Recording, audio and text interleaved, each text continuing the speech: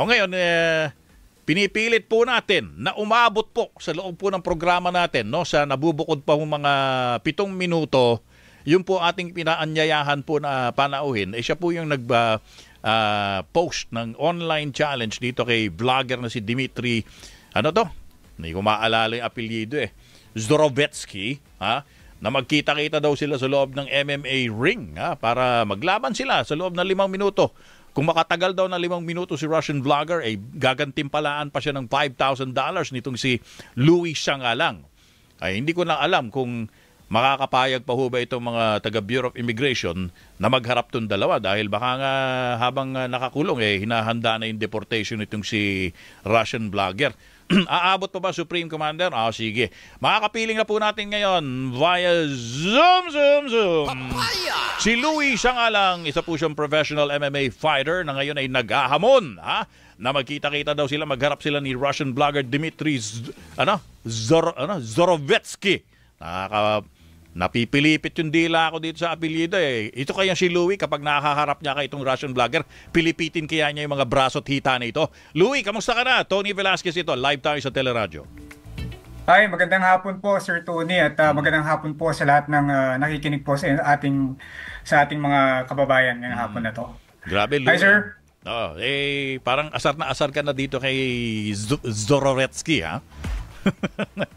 Actually, sir, yung katotohanan po niyan, there was a point in time actually na si Vitali, no?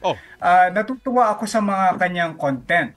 Specifically dun sa content niya na naghahanap siya ng mga pedophiles, no? Yung parang he interrupts them, tapos nagulat na lang po ako, biglang nagbago yung content niya, especially nung pumunta siya dito sa Pilipinas. Okay. And I was not really expecting that from him kasi yun nga po, parang before I used to look up to him when he was trying to entrap all of these parang pedophiles, tapos sinishame niya at pinapahuli po niya. Okay. Kaya when I saw his videos, that first of all, the first video that I actually saw, yung he was disrespecting this local who was trying to teach him safety rules, no, dun sa business ng isang foreigner rin. Nung binabastos niya, parang sabi ko, okay, nagpapatawa pa to.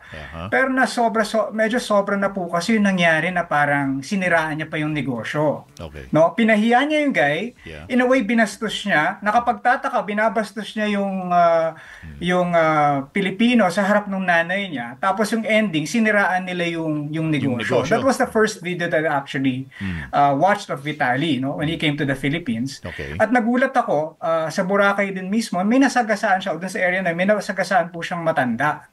No, sabi ko parang hindi na yata nakakatuwa talaga to kasi una, siniraan mo ng negosyo isang tao, binastos mo yung staff nila na Pilipino, tapos yung pangatlo po, may nasaktan ka na I think, if I'm not mistaken, senior citizen po yung nasagasaan niya nung recklessly kinuha niya isang motor tapos nagmaneho po siya dun sa lugar na yon. No? Tapos? Yeah. So okay, parang sabi ko hindi na nakakatuwa di ba? Yung I guess the last straw was yung nakita ko na binabastos niya na yung mga babae sa BGC. Yun. No? Yung guard, kinuha niya yung motor. So, syempre, mapapagalitan din yung mga kasama nating mga gwardya kapag, may mga incidenteng ganyan kasi, di ba? And I think they were really trying to maximize yung tolerance nila sa kabastusan nitong si Vitali. But, nung lumapit na siya dun sa mga babae, tapos parang sinasabi niya na, I will rob you, nanakawa kita, whatever it was she was trying to say, or can I get a kiss? Medyo crossing the line na po tayo pagdating sa ganun. So, I thought na, okay, this guy is really asking for it. No? Asking for it? Anong asking for what? Sakit ng katawan? Ganon? I think that he was really trying to ask for content to I guess, go viral. No? And I think if you wanted content and for us to also be able to, siguro yung ma-uphold natin yung ating dignidad, no? Siguro kailangan din natin turuan ng leksyon. And I wanted to do it in a controlled environment na parang pwede natin i-sanction, such as parang a match like that, so that para sa kanya makaramdam siguro siya, no, ng kanyang katapat. No? Okay. Bakit confident ka ba, Louie, na kaya mo bang talunin to si Vitali kung magharap kayo sa mixed martial arts? Sir, modesty aside, I think I've been doing martial arts for a while. Yeah. I know nakalahati ako nung taong to. I think he's 6'1", 185 pounds. I'm a relatively small guy. I'm only 5'6". I'm only 140 pounds. But, let's just say na sa akin, lalaban tayo. We will try as much as we can to really defend our honor, no? Tapos ipakita talaga natin sa kanya na hindi tayo magpapatalo. Pero I mean, naka-detain na si Vitali, di ba? Dahil gusto nga ng Bureau Yes, sir. of Immigration ipa-deport na siya. So disappointed ka ba na bago pa man tanggapin ni Vitali yung hamon mo, mukhang mapapalayas na siya ng bansa? let's put it this way, sir. No, I represent and I'm part of I'm an anchor also of PGMN, Peanut Gallery Media Network. Wherein marami kaming iba't ibang iba-iba kaming mga individuals, but we believe in some very let's just say core truths and core values. And one of them, of course, is integrity. So sa atin, pagdating sa integridad, nanghihinayang kami na of course ipapa-deport na siya. And ngayon kasi, he may act as if parang he's very apologetic. Nagbibigay pa yata siya ng pera sa ating mga kapwa Pilipino just to get the sympathies. But we believe that pagdating nito, pag-uwi nito sa Amerika or sa Russia kung saan man siya umuwi, pagyayabang niya yung mga ginawa niya. So definitely a person na walang integridad. At ang nakapanghihinayang dyan is that, of course, if we let the due process of the law take its course, talagang may time siya, no? May time talaga nangyayari. So all we wanted to actually do was, if you really want to prove your worth, nang babastos ka, and you want to create content, and you want to, gusto mo magpasikat, then sige, magpasikat ka dito sa loob ng ring, where, someone, like, for example, like me, who can probably, fight you, or siguro pwede kang let's say labanan in the sense of physicality kasi may pagka-physical na po yung ginagawa niya, no? Correct, yung mga prank niya.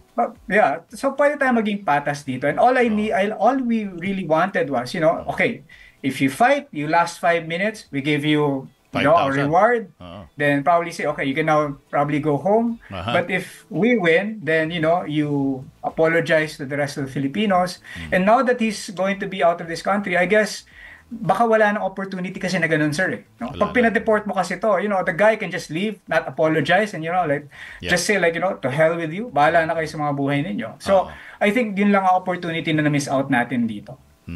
For him to really be apologetic and to be sincere dun sa kanyang kababuyan at kabastusan na ginawa sa ngayon, mga kababayan. Siguro, huling tanong ko na lang, Louie, bago tayo magbabay sa'yo. Kung dati sinusubaybayan mo yung mga online content niya, ngayon ba naka-unfollow ka na o naka-unsubscribe ka na? Actually, sir, there were only a few times na napanood ko siya. Hindi ko siya sinusubaybayan. Let me be very, very clear with that. No? I like some of the content that he put out when he was trying to defend all of the innocent, children and the underage kids in the US.